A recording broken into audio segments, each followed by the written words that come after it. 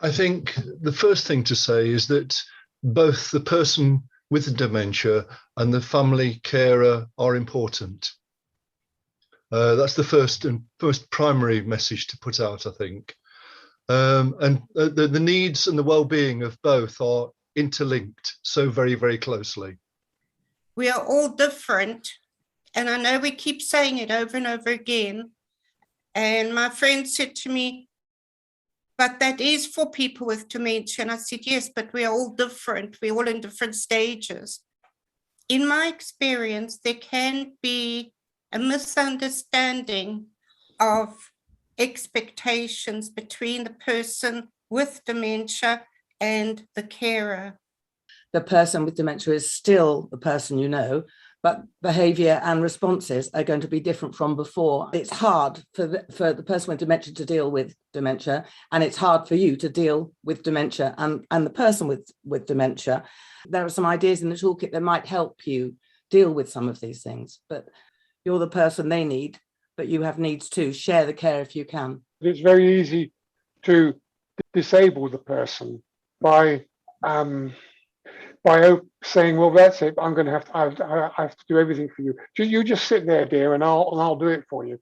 And takes away the whole essence of life for the person living with the condition, because they're still able to do it. And somebody very, I can't think of the person that said it, but they did say that they initially, after the diagnosis, they were doing everything. And then they came to realize that actually they were disabling their partner more by their approach to it. Yeah, I think Chris read my mind there. That's exactly what what I was going to say. You know, I think it is very important that you know the person with the diagnosis has to be allowed and encouraged still to do.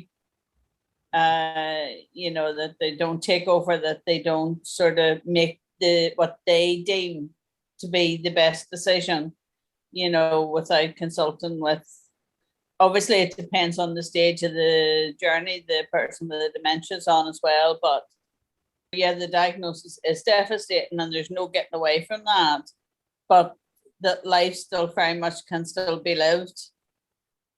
The thing that strikes me is about the levels of sophistication of human behavior that are involved here, and that somehow or other we've got to get across the idea that you know, we don't want it to be difficult. We're wanting it to be helpful. Every person's different. Person who has a dementia, every carer is different.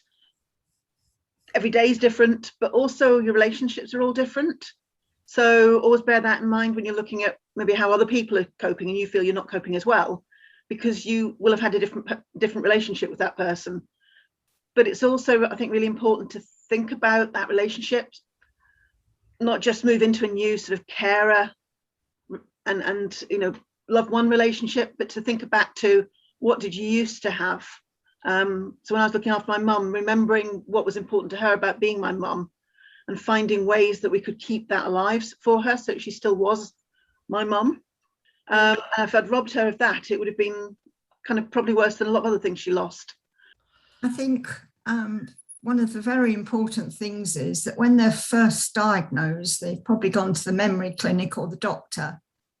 And I'm sure people would come out from those appointments and the person has said, you've got dementia. And people immediately start to think, oh, that's it. But in actual fact, I think they need to realise that with that diagnosis, that it's a journey, a different journey, but they're both starting together. But when they've actually got that diagnosis, some people can put their hands up and go, oh, but in actual fact, it is the beginning of a journey they're sharing together. And they can take up new challenges, new hobbies. There's a great deal of hope and not coming out feeling rather downcast. And I think, you know, life doesn't stop. It is this new journey that they're going on together. And I think, to me, that's a very important thing. Yes, something that gave me a lot of strength was something that Keith said. That after his diagnosis, he went for the walk on the beach and he said to his wife, But look, as one door closes, another door opens, and I really took that on board, because that just kind of sums everything up. That life still goes on, and although that door is now closed on perhaps me being able to go to work or whatever, that doesn't mean, you know, that's the final door. That really gave me strength when I heard that, and so I think that's worth repeating.